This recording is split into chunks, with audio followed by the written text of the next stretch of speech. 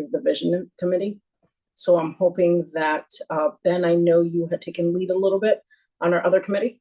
Yeah, I mean, I think we just met last week, right? It wasn't that long ago. So I will admit we haven't made much progress. Over the I forget, a while ago we determined who was going to be on the visioning committee.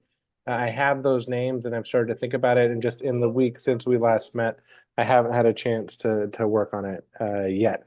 But the goal is to have all the people who are assigned to that subcommittee sort of meet within the next couple of weeks and really start working on the work of building a document about what we expect of ourselves as the oversight committee, what we expect of the ombuds, and sort of set out some parameters, especially around reporting and things like that. We move forward. And I think honestly, now that there's some sort of a limbo about sort of the ombuds position, I think it'll be a good thing that we get out in front and say what we expect of the role. And then obviously that will also inform, I mean, passing it off to Mel, sort of inform what kind of funding that will require beyond sort of what's been allocated to date. So that's, I mean, that's the update. We have not had a chance to meet since this group met last week, but I'm happy to take the lead on sort of bringing that group together and starting to generate some documents that we can feed back to the whole committee. All right. And I guess Mel, I guess putting you, I know Tadiga and we had thought of you for the funding aspect of it because that seemed to have been a strength of yours. And just wondering maybe, I know I'm not being put on the spot here, but wondering kind of what that would look like for our going forward. Yeah. Like what your thought process would be. Couple things after this would love is who else is on that subcommittee so that I can reach out to them. But it's a good time to launch it. This upcoming legislative session is the governor's biennial budget. And so any budget advocacy that needs to occur actually begins this summer and this fall leading into next session so that we're not, waiting towards the end of session. I think, one of the things that the subcommittee would likely need to focus on, as I understand it, the funds dedicated to this office roll over into the next fiscal year that we're entering into. So it's got a starting ground. And I think, there's a challenge here, right? Like I think the office has, last I looked, was it 350,000 or 400,000 in funding allocated? Without any existing staff and without an appointment, it makes it harder to build confidence among the legislature to increase funding in an office that currently we've kind of been stalled on getting the initial hires in place. And so I think this all speaks to me as like appointment process for the interim person and getting this office actually moving is critical to any future budget requests. And so really interested in what the visioning committee will put together, and I'm assuming alongside the interim appointee. There's different ways this office can be structured, whether that is an office that is going to be leaning through litigation, an office focused on data and surveys to get, qualitative and quantitative input from incarcerated people. Could be an office focused heavily on advocacy. All that to say, personnel costs feel like it's going to be the most significant aspect of it. And so I think the subcommittee can work on, kind of like a budget plan and begin the initial conversations with Senator Winfield and Representative Staffstrom as co-chairs of Judiciary and ranking members as well. But, we would need some internal clarity, at least among the kind of the us committee members for where this is going. But all that to be said, I think is where we can do this summer and ensure that those subcommittees also have input from the community. One thing that I think will be critical is that I think what we have been seeing play out publicly are the different perspectives on what the purpose of this office is. And I would even say the interview process for the three folks that we moved on to the legislature was an indication of the differences of opinion of what this office should be focused on.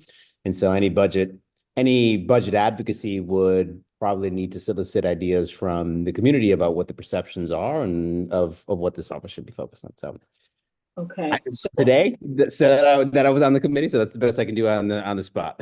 No, that's great. But also given your background with like funding and things like that, because Tadiga is trying to sign on now, so we'll be able to roll into our next bullet point rather shortly, but I wanted to ask you, with potential funding, is there any way we could possibly tap into the Office of Justice or things like that for funding for this, being that this is kind of like oversight and other things that would qualify us for federal funding?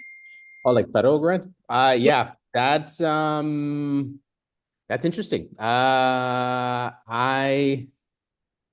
feel like that may be that would probably be us engaging in a conversation with Office of Policy and Management, with who I understand, and I could be wrong about this, I'm doing this a little bit off the top of my head here, but OPM and specifically the Undersecretary of Criminal Justice, I think, handle most of the federal grants, even those that are administered out. I mean, I think even local municipalities apply, but the money goes to OPM and then OPM puts it out to municipalities. So a conversation with the Undersecretary of Criminal Justice might be an important one this summer to kind of get a better sense of what federal funding would be available that would qualify to, go to this office. Great. Hold on a quick second. Kirsten, Tadig's in the waiting room. I'm not sure if he needs to be No, admitted. Tig is in now. Hey, I just joined. Sorry, my camera's not working though. Can you hear me? Yes, we can. All right. Sorry, everybody, for being late. Marisol, No. can I just interject real quick? Because I do think regarding the funding, that is something that when Mr. Krajewski sort of interviewed for the role, I was fairly impressed that he had thought out some of those potential opportunities through the Department of Justice, the Bureau of Justice Assistance, or similar type of opportunities, or even frankly, private foundation. I want to say that that's something, obviously we can't, without an ombuds in the position, will be challenging to Of course. get those grants, but I think to sort of lay out those potential opportunities would be a good thing. And I also think, I think, Mel, your point is that meeting with the Undersecretary of Criminal Justice and OPM, this group, I think it would be good for us to do that because he's relatively new in the role. He might not know a lot of us. He might not know what we're doing, and it would be good to loop him in. I agree with you. I actually had talked to him about this committee beforehand. I know him, through other avenues, but I think that would be a great relationship and a great meeting for us to actually build upon. But I don't want to hog the meeting schedule. If you want to take the lead here, because I know we are looking for the update on the ombuds. Me? Sure. Yeah, again, sorry. So just quickly on... Do we have to move to bring us into session? And now that we have a quorum, Yes. I want to make a movement to bring us into official session. Seconded. Okay. All in favor? Yep, let's go. So I'm number 6. Okay, Track, man, sorry. Track. We have a real meeting then. All right, finally. Okay, so I guess we've convened, or that just happened, and Marisol gave some introductions. I caught the end of what Mel and Ben were just discussing, and I think, Ben, you had also mentioned some folks that you might want to meet with or have meet with us, and I think that's a great way to spend our time while we're waiting for the ombuds, is having experts come talk to us, and so I think I'd be very much in favor of that, especially now that we once we get the sort of regular meeting going, it's a good way to just to interrupt real quick, just to update people who those folks are. So Hope Metcalf at the School of Law, Yale School of Law, has put together, they haven't published it yet, but has been working on a document sort of lay out sort of what the ombuds role, some sort of they're trying to put out some sort of goalposts about what the ombuds role should be doing. So I was thinking about reaching out to her, although I know she is leaving Yale, so we'll have to be quick on that. And then Andrew Clark at the IMRP has been doing a review of similar oversight efforts through all the states. And so we could have him come, or someone from that group come and sort of present what they've found about what these type of entities can look like in other departments of corrections. I apologize, my daughter is singing in the background, but no, I think those two people, Andrew Clark and then Hope Metcalf, were the two folks I was thinking of.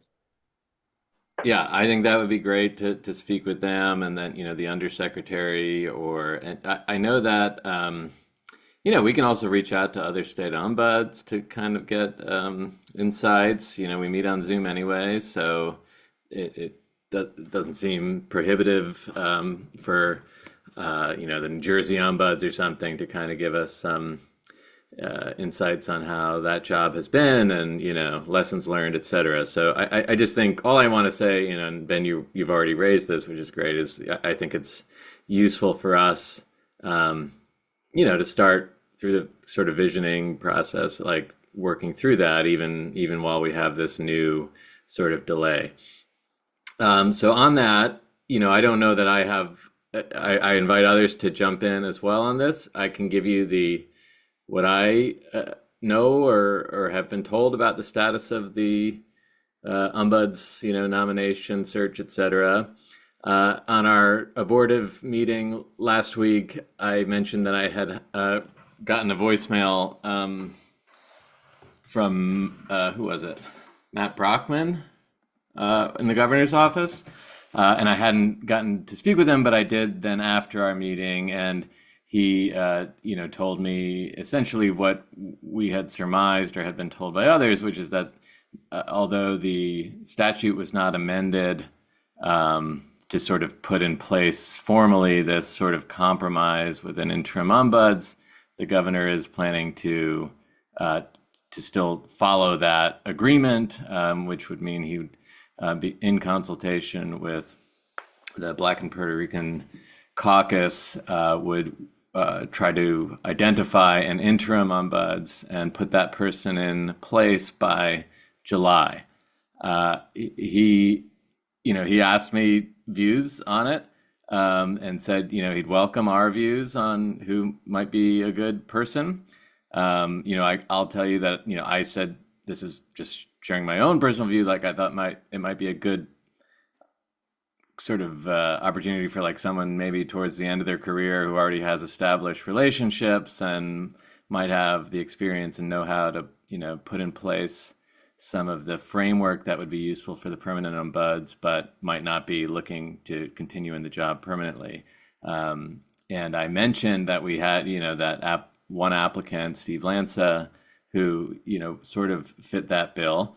And I'll tell you that I separately reached out to Steve Lanza and said, hey, if you're interested, you should throw your hat in the ring. I don't know if he is or not. I don't know if the governor is interested in that. And then just to kind of tie the loop on that, I then separately, when I learned that Robin Porter was maybe not running again, it struck me that she might also be a really good candidate. So I reached out, I texted Matt, and with that suggestion as well, again, just on my own behalf, not saying that it was like the committee's preference, and raised that with Gary Winfield as well, and with Ms. Fair.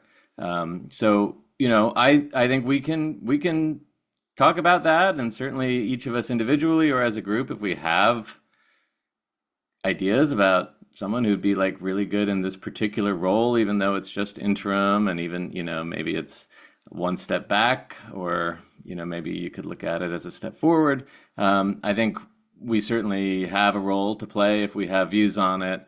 I will, Matt Brockman had said he'd keep me informed, and I will keep you informed. And obviously you each may have your own sort of connections and ears to the ground. So I think I think we should just feel, free to weigh in on even that interim role, even as we're separately working towards finding, a slate of finalists for the permanent role.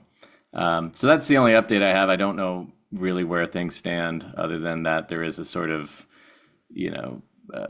agreement to try to have someone in place by July, even though the statute wasn't amended. If anyone else has heard things that they want to share, that we can open it up.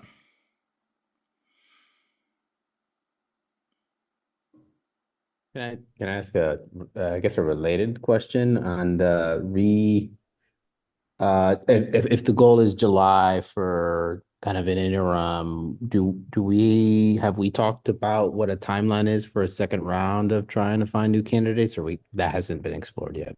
That's it might not be on the agenda, but it should be. So we had Yeah, the sort of unenacted amendment to the statute would have had us reopen the application process or period by September. I think it was September 1st, which wouldn't have precluded us from starting earlier. That obviously wasn't enacted anyway.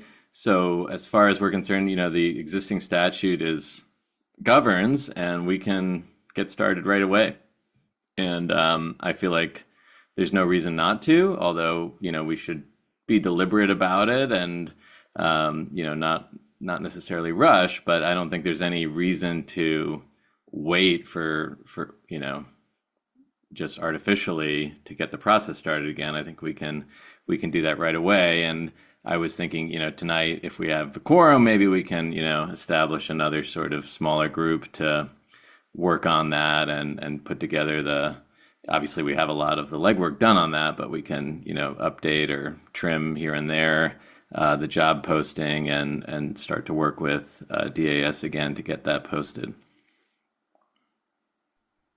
I'll be honest with you, I think that is a really good idea for us to actually move that process along. And I think for us to kind of get that committee, maybe to also reach out to Kirsten and make sure our I's are dotted, our T's crossed, so we can make this process a little more seamless than last time and much more move along a little faster than what our timeline was last time. Yeah, I think we do want to move fast, but when I was saying be deliberate about it, I think it would be useful to try to go back to our sort of inboxes and look at those questions that folks posed or that we posed that remained unanswered in the last go round, and really try to aggressively get answers or some clarity for those, and including salary, including this sort of mechanics of the position as a state office, and whatever else folks inquired. So I know we got a bunch of questions from at least one several candidates that I can think of. So I think, and I know folks reached out to some of you individually, even maybe folks who didn't apply. So if we can again try to aggregate those and try to get some clarity in place even before maybe we open it, so like immediately in the next couple of weeks, let's try to get those questions and answers accounted for, and then we can sort of incorporate those into the job posting, or at least be prepared with responses when people have questions. So I see Kirsten's hand up, so just before anybody else jumps in, is there something you wanted to throw in, Kirsten? Yeah, just really briefly. So I did have a really quick meeting with DAS last week just to put this back on the radar, let them know that you guys started meeting again. And I told them that there wasn't anything particularly set in stone, but just to sort of be aware of it. It was certainly a more compact time frame, I feel like, this time around. So I just wanted to sort of throw that out there for them. So I think I met with them Wednesday or Thursday. So just like an FYI, just so you know. Thank you for doing that and for telling us. Who did you meet with? Like, do we have a specific liaison again this time? It'll be the same people. I met with Brittany. It'll be Brittany and Teresa. Yeah. Okay.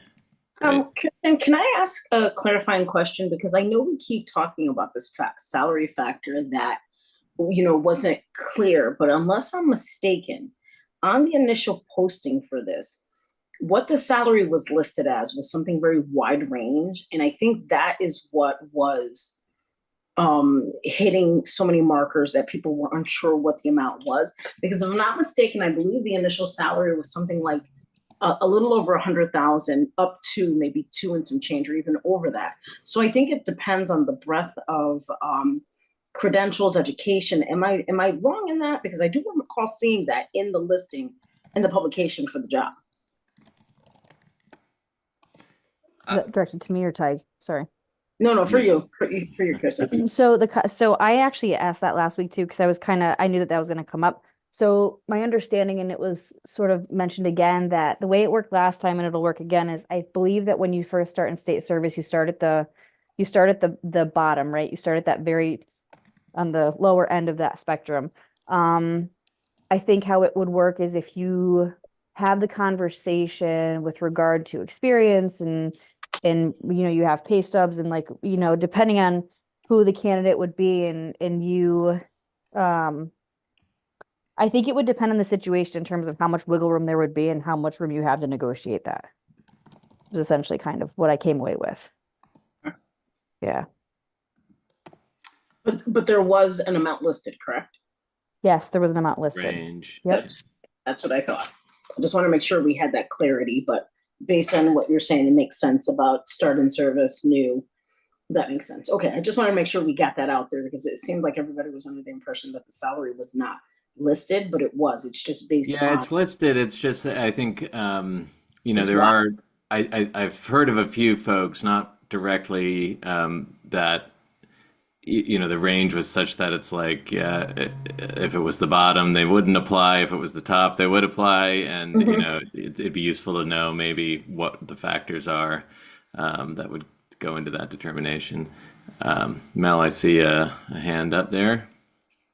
Yeah, just on the again, I'm probably out of the loop, so take this more comment than I guess question. But one of the things that it strikes me as important in advance of next session and the whatever the nomination process is for our recommendations is this last cycle. I just speaking from a personal standpoint, like I walked into this not really understanding what Governor Lamont's criteria was. And I walked away confused about what the criteria the executive branch was using to determine who would be best fit.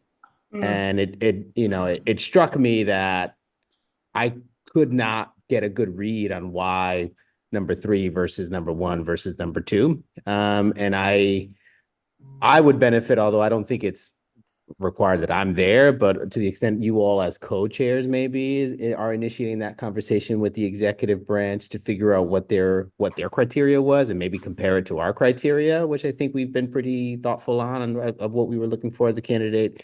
Because I think the thing I want to avoid, if possible, right, like, is our ability to go back to the governor and say, here are our appointments based on a shared criteria that we all agreed on. And based on that shared criteria, here's how we've ranked folks. Because I think we as a committee bear some of the confusion that I don't think we are responsible for. I think we held a process. I think we made a nomination. Our nomination's pretty clear. Our stuff was recorded. People can watch all of these processes in place, right? But if you're a mom in New Haven picking up, the Current or New Haven Independent or Connecticut Mirror, you're thinking like, what happened here? And so I think for that reason, it would be, to the extent all parties, all key stakeholders, those in the legislature, those in the executive branch, like if we can have a conversation that just says, can we all agree on a criteria? That way, should there be an inability to, have common ground at a candidate, at least as us as a committee can point back and say, hey, now we all agreed on this criteria and this is why we ranked them the way that we did. And so I don't know, I offer that as an idea and, maybe a conversation we try to engage folks over the summer, just as a way to like build in some buy-in early on, at least on how our process is working. And, I don't know, a thought. Yeah, thanks, Mel. I think there's probably value to that. At the same time, it maybe gives up some of our discretion. I think, like you said, we did our thing and the statute allows us to do our thing. I think in fairness, the governor, he was permitted to choose among, and I think that probably got lost a little bit from the moms reading about this, like, hey, how could he choose the last place? And it's like, well, actually she was 3rd out of 27 or something. It wasn't exactly last, but I think there's certainly value in getting clarity about that, but I just wouldn't want to give up any of our discretion, I mean, I think that's a fair point. That's a fair point. Go ahead, Daryl. No, I appreciate the conversation. Similar to what Mel was saying, but like, and I'm always going to go back to transparency piece, right? Because each and every one of us have other roles outside of this committee, right? And there's an expectation from people like, I represent individuals that are formerly incarcerated first and foremost as of being a formerly incarcerated person. So when I'm sitting on a board, I'm sitting anywhere, those are the people that are sitting with me, and so we speak for them, right? We speak for them, speak for those who don't have their voice yet. So when they ask us, when they're saying you're in the community and someone says, hey, what happened? We do want to be clear. We want to be clear. We want people to understand, whether it be a mom, it be more so I'm talking to the people that are like, yo, what happened, bro? Like, how could this, how could this happen? How could you let's be clear. Not how could this happen? How could you let this happen? You were there, you're right there. So, if I'm going to be a part of a process, I'm going to be a part of an authentic process, because I got other things to do. I could be outside with my kid versus sitting here and we spend hours dedicating our time to going through this process. And then for what we put in front of, I'm not with the smoke and mirrors. I've never been that person. So what we want to do, if we're going to do this again, we want to make sure that everything that we do is transparent, right? Because a lot of stuff happens through closed doors meetings, and we know that's the politics. But this shouldn't be that. And if it's going to be that, then I should step away from it. So at least I don't have to answer to what happened, because I was confused. Mel said confused. I was there, and I left confused in exactly how all of this happened. And maybe it's on me because I missed an email or two, but on the same hand, I will be present, and I want to make sure that we ask the right questions. If there is anything that we're missing, that we're all clear, so we can at least speak to the people and be like, well, this is legit. If I'm here, it's legit. It's not some like, we're just checking a box, because a lot of times boxes just get checked, and roles get placed, people get put in positions because we're checking a box.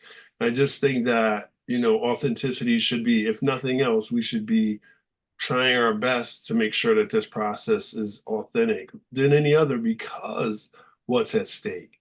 Like I said, I was an impacted person who wrote the ombudsman and never got a response.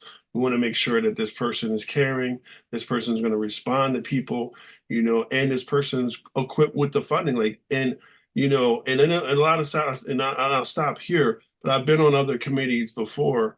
And if it's the governor, a representative of the governor, I want to, whether it's our chairs or the whole group, sit down and tell us what you're looking for, and we can tell you what the expectation is of the people, and then come together. This is a state, right? We should be doing something. So this is what the people want. What's your expectation?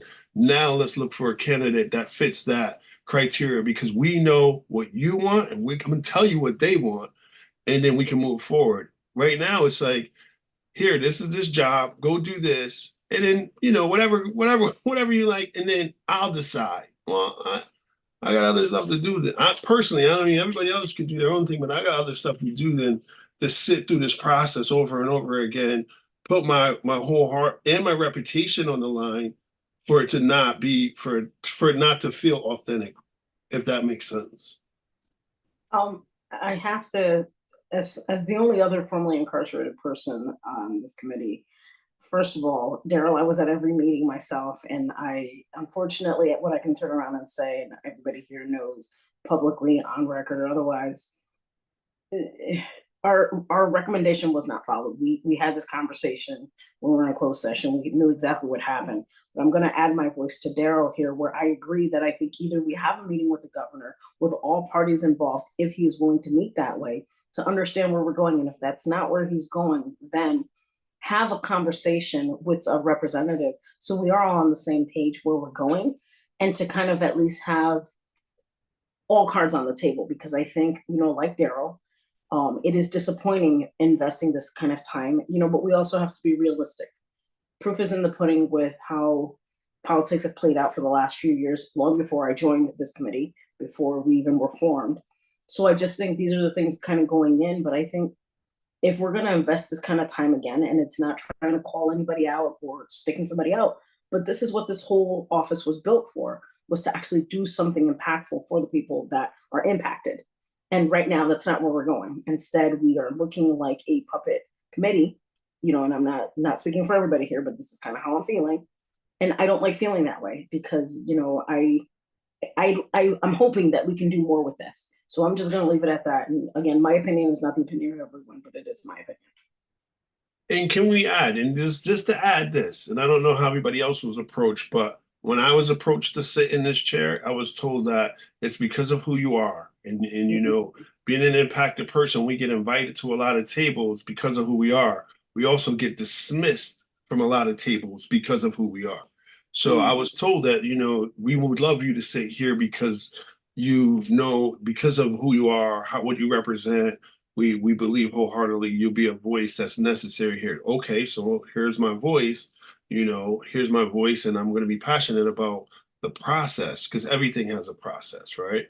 So, and like I said, I don't want to sound like a broken record, but I've been on a lot of committees before and was told way before, this is what we're looking for, or you guys are way off base of what we were thinking of for the position, which is a conversation, or this.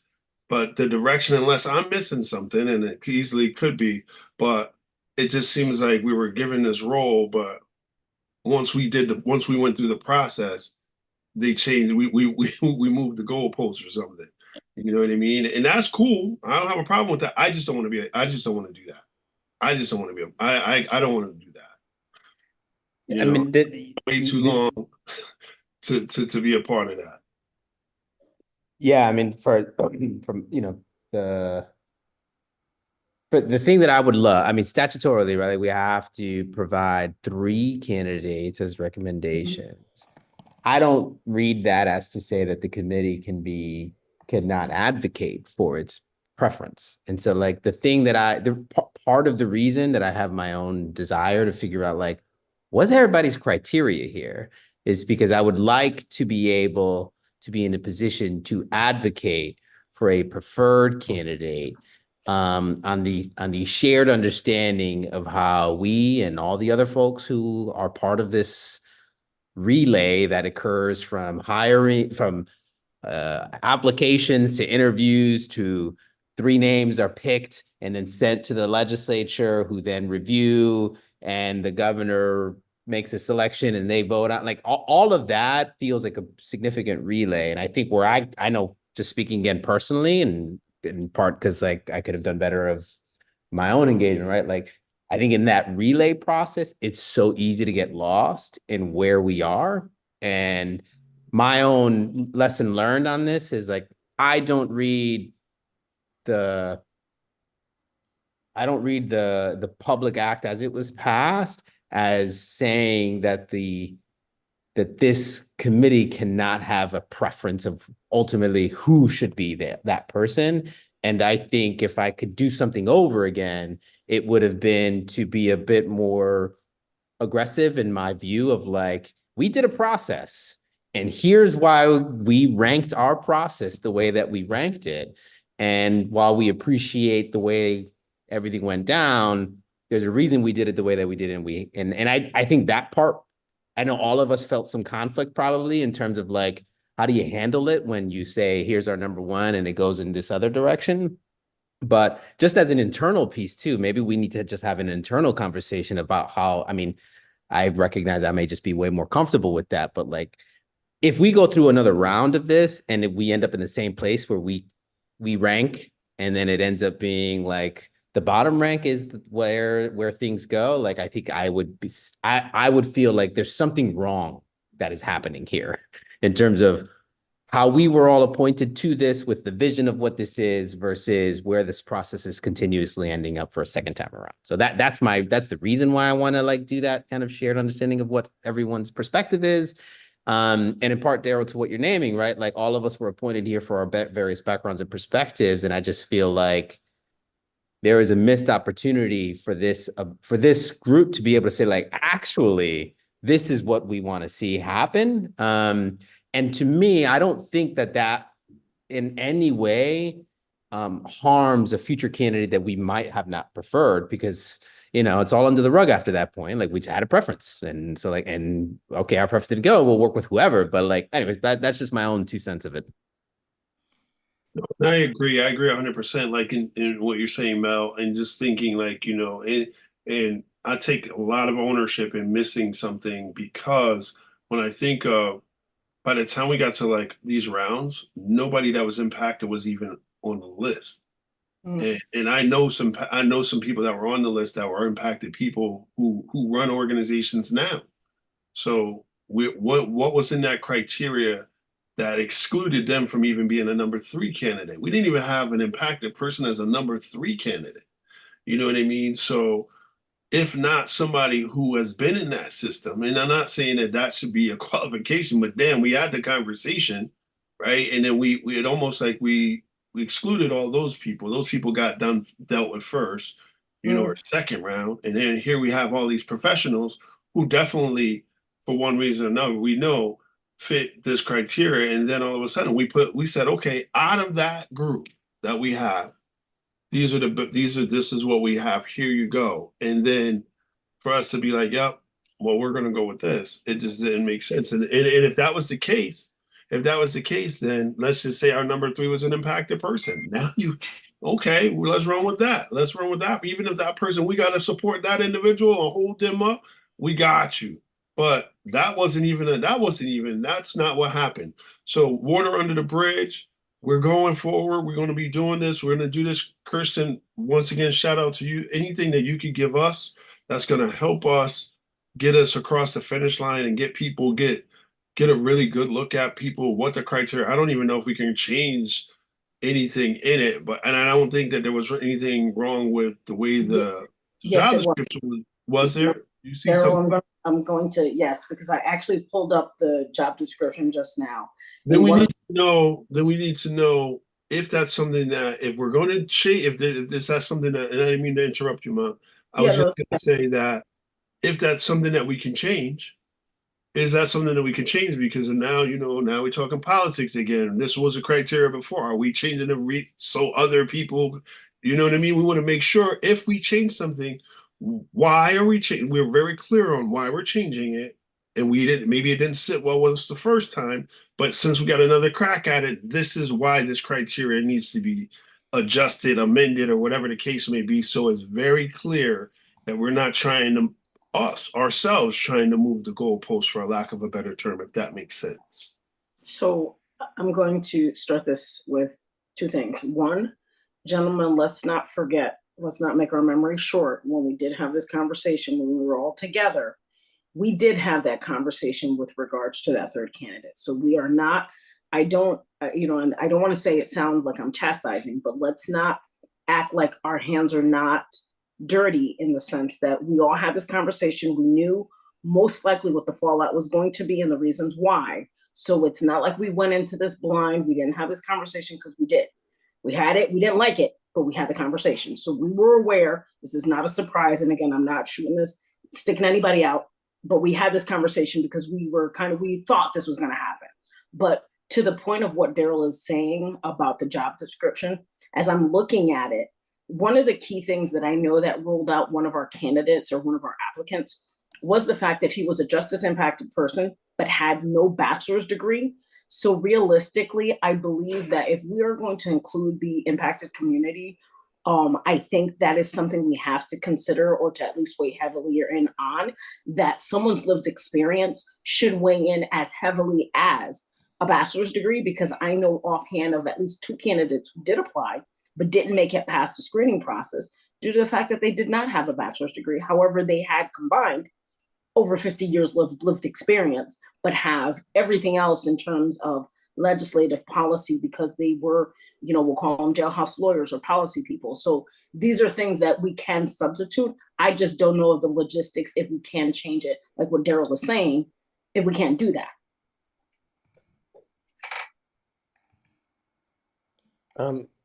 I raised my hand, but I just wanted to add, I think it's entirely appropriate to rethink our process and the whole process. And honestly, I think less, because I was in the room obviously with you all when we sort of came down to the last three, and I'm with Marichal. We had an open discussion about sort of, and we all voted on it, sort of how it played out. But I think the point that Daryl is making, but like how we got to that point, I think is the more important thing to interrogate, like who we ended up who we screened, who we interviewed, and who ended up those final three. Because I think of the people we interviewed, the three that ended up as the finalists were really, there were strong reasons why the other people we interviewed did not make it into the final three.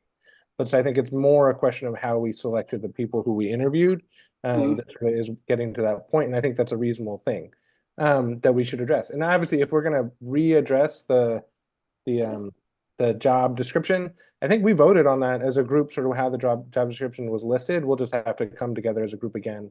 So someone will draft it, we'll write it, and we'll vote on it like we did last time. And I think that's a transparent and open process, and we can use that in an open meeting to talk about the reasons why we're changing it. And I think it would be reasonable to say, well, we excluded people we didn't want to exclude, and we didn't end up with the pool we wanted. I think that's a perfectly reason to be right. I would just add to that, if I can't, like, I think it's really the most important part. We can certainly revisit the job description, but we have to do more to publicize it and get the word out.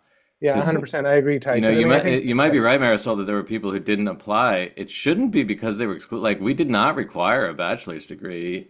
It was listed. It was No, listed. it was a bachelor's degree or professional experience. There was no requirement of a bachelor's degree. But here's the thing, if you speak to the impacted community or other people, and even with people of color or minorities, if you say that and you talk about professional experience, not everybody equates the same experience the same way. So I think we need to be very mindful. Well, that's totally fair as a point of, yeah, maybe we adjust the description there, but it also goes to the outreach, right? Because if somebody had said, "Oh, I don't think I can apply because I don't have a bachelor's degree," well, one of us should have been out there saying, "No, absolutely, you don't need a bachelor's degree to apply for this," right? So I think it's, it's a twofold thing. I have no problem revisiting it, and we can circulate it to the whole group, and let's like weigh in on what we think should be improved. But to me, the to the extent there was a shortcoming of the last cycle, it was more, in my view, like the lack of public publicity about this. I mean, and I count myself among them. I did like one LinkedIn thing or something saying, try to, and like my network is not necessarily the right network, so we need to do more to get folks to apply, because we only had like 30 applications, and I tend to agree with Ben that the ones who went forward probably, that I recall one justice impacted candidate who was, maybe in the top 10 or something, but I don't think there were I don't know. I think we just need more people, because there are definitely folks who are justice impacted who would be perfect for this. There are folks who weren't justice impacted who'd be good for this, and I'd like more and more applications. I have to push back a little bit on the listing, because I'm looking at it right now that was listed. And what it says is a bachelor's degree or higher in the fields of civil rights, criminal justice reform, public health, social work, or human services. That's exactly what the listing says with the job. So maybe I'm looking at the wrong one. I'm like literally looking at different language that says bachelor's degree or 5 years experience. I remember pointing that out and asking that we add the or equivalent experience language. Yeah, I really do. About it. Yeah. That's not what was listed on the state website. And you're on the website? That seems like almost a weird mistake then. Yeah, I don't think that was our intent. So yeah, we definitely need to fix that at least. So that's the thing, where if that is something that, and I wasn't thinking I wasn't thinking that, and I do remember, Andrew, when you did set, because it was important for that, because when we look at corporate America right now, many organizations, large Fortune 500 companies are starting to look at excluding the college and going with the lived experience, the life experience. Like I think Marisol said, somebody with 25 years of lived experience working in criminal justice reform, but just never made it through college because they've been busy, right? So I'm hoping that we can that's something that we look at. And if there is a discrepancy, because I did have an opportunity to speak to some candidates and people who called me and said, "I want to put my hat in the ring, go for it." what is this? I don't know because I don't know if I fit that. And I was able to talk a few people through. They, for whatever reason, didn't make it through some of their qualifications didn't make it, but that didn't deter them from being able to put their hat in the ring. I mean, so I feel like, I like what Tyke's saying about, getting more words out, getting it out there more, and like marketing, maybe the marketing strategy, and maybe even hosting some conversations about like, this is what this is. And for me, this is historic. This is historic for us to even be sitting here having a conversation about something that's going to impact the system. When we talk about criminal justice reform, and this is what that really is being able to have somebody that you can write and they're going to respond to, or they're going to show up at the door and want to know why this person's not getting their heart medication, why this is not happening. And it should be important. To me, it's super important. God forbid nobody in my household will be venturing back through those doors unless they're through at the front. But if so be it, I want, I feel like anybody that's in there right now is my family, and those are the people that we represent. So can I just hit, what someone was talking about? There is an additional part of the listing that does say a minimum of 5 years professional experience working in civil rights, criminal justice reform, and public health. So it's the same blurb of the degree, but it's the last line in the listing that was on the Yeah. state. I just went on and I see it's the bachelor's degree is listed as a preferred qualification. So I think that's and you might be right that folks don't see that as not actually a requirement, and probably, when any job description that says preferred, you probably do reasonably think that as a requirement. But yeah, so that's something that could be changed, even though, I don't think we intended it to be preclusive. So, at a minimum, I think we should just circulate the last description to the full group and let's weigh in on things that we think could be changed. I think we should also be weighing in on other aspects of the cycle and the search that could be improved that aren't just the job description. Do we want now to appoint a smaller group to do this, or just kind of continue as the full group for a little while? What do folks think about that? I think maybe starting a small subcommittee to start, but then eventually get the full committee in on it, because that way we get some traction on it, and then we have going from there. So that's what we did last time, and I generally agree. You're more nimble in that, but I'm just hearing folks thinking they didn't understand what was happening before, and I don't know if maybe we should all be part of this for a while. Okay. I don't know. We have the. I think we might not have done the smaller committee last time until it came down to reviewing the applications, because that was pretty burdensome. So maybe we can stick with that again and make sure that we have good representation on that small committee. But in terms of reworking the description, I don't know if I see a need to limit the folks involved in that. Yeah, I would say, if I remember correctly, I think Mel took the lead on sort of drafting the first description of the job title, but I do remember having a pretty open discussion. We all sort of came together around that. I think keeping it the total group makes sense for now. I do want to acknowledge, we were almost at an hour. I'm gonna turn to a pumpkin after take my daughter to bed pretty soon. So I just wanted to say, if we have any matters that we need to vote on, we should bring them up now. And also, I know Ms. Prizio has her hand up and sort of give a chance for the public to potentially weigh in if we're going to have. As Barbara does herself. Yeah, thanks for noticing that. Also, a parent that has to put their kid down, so totally agree on if we got to vote something to do that. So I don't know. We've basically just gone ahead with the regular meeting schedule. I think that we would only need a vote if we wanted to establish a subcommittee now to address the, new round, the job description. Please weigh in. Ben and I just spoke saying we probably don't need that yet. But if anyone thinks we need or should have appoint a subcommittee, then that would probably be the only thing we'd want to vote on. All right.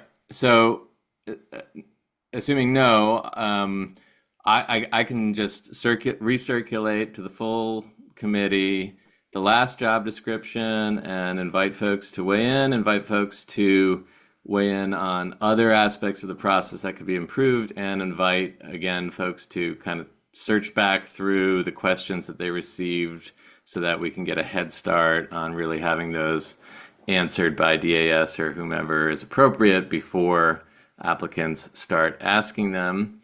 And if that's good with everybody, we can open up the floor to our.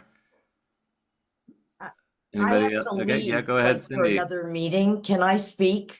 Yep. Okay, Cindy Prizio. I'm an advocate. I also come from a justice impacted family. I was at this meeting, and I don't remember if it was last week or if it was months ago, but I think it was a few months back. I did ask this council to find out if lay people like myself can join work groups, or if we're just going to be regurgitating the same people on all the work groups. I'm very concerned. I've tried following this. There were a lot of complications over the past year. We finally got it on the CGA calendar, so it's a little bit easier. However, I'm very concerned by the meetings I've attended and the lack of attendance from council members. And quite frankly, if we're all supposed to be coming together and offering a different perspective, we're missing half of them. And so, I guess because the end of the session just concluded, I was reading about another council, and I know the language is all different, but basically it said you're a committee member, you missed 3 meetings, and that's saying you're not interested, right? And that, you should be replaced with somebody who really has a burning desire to make this good. I'm also concerned about the quote unquote political stand. I feel this council should have absolutely nothing to do with politics and come up with the best, not even what you'd say best, maybe best practice, best evidence approach. But so I was curious when the co-chair had mentioned about going to either Hope, who's done some work on it, or Andrew Clark, because I feel, why wouldn't you come to me or to another advocate or nonprofit and ask our perspective to be really heavily evaluated? I'm also a former headhunter, and I feel that the process must be looked at in a much more creative way. There's plenty of cable TV and channels and radio shows, and this whole thing should be a campaign to socialize and discuss it, because it's very sad that out of this a multi-million person state, you had such few candidates. So, get a billboard, but think out of the box. And so another, I hate to say this because I have mixed feelings about what's his name, Charlie Grady's Grade 8 program, but there's a lot of men and women who have done really good things, and maybe we should be going to them to see if they could help us get the word out and increase the applicant pool. So I'm just, I guess I'm asking once again to find out if I and others like me can join a work group. I'd like to know if we're, what the process will be. Are you guys going to limp along with a half a council, or are you going to do something about it? And I feel also that the council should not be I don't know what the word would be. I don't think Governor Lamont should be our leader, quite frankly. I think this council, for now, whether it be the Judiciary Committee under Gary Winfield and Steve Staffstrom, I'm not the Black Puerto Rican Caucus, but I think in order to develop the best program possible, because a lot of our problems are political, quite frankly. And in order to make the changes, we're going upstream, we're going against the tide. So I would like some answers at the next meeting, or if Kirsten can distribute it beforehand, because I'm pretty sure that wasn't last week's meeting, that I think it was months ago that I asked the co-chair or co-chairs to get me the answers on some of this stuff. So I thank you. I'm sorry, Mel, and whoever else has to go. Oh, is it Ben? I've put the kids to bed. I'll say goodnight and I'll get on to my next meeting. Thank you. Thank you. I do recall that question. So yeah, Kirsten, if I don't know what if there's any applicable rules about members of the public joining working groups. We only have 2 subcommittees at the moment, but I could imagine there could be potential value in having that perspective if it's permitted. We don't have any bylaws. We just have a statute. So, we don't have, I don't know that we have the ability to say if you miss 3 meetings, you're off. We have, I think, very gradually and maybe overly gently started suggesting that people need to take it more seriously, and that they can resign if they're not prepared to come. But you should be aware, folks should be aware that there's a statute that governs who gets to choose the appointment. So it's not just one of us rotates off. It doesn't mean that the most eager person comes on. It means that the person that the appointed authority, whether it's the governor or the co-chairs of the Judiciary Committee, choose. But thank you very much. Barb, I saw, well, Daryl, did you have a response or before we go to Barbara? Hi, Barbara. Didn't want to, I know you want to jump in.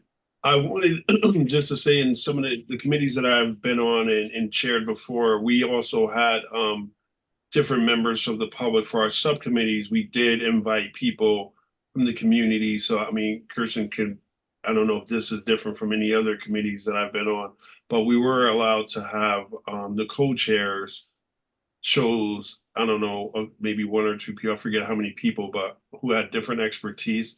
They were allowed to be on the subcommittees, but they didn't, of course, they didn't have voting power. They didn't have anything like that, but they were just helping with the process. So I don't know if that's something that we'd be interested in for our subcommittees.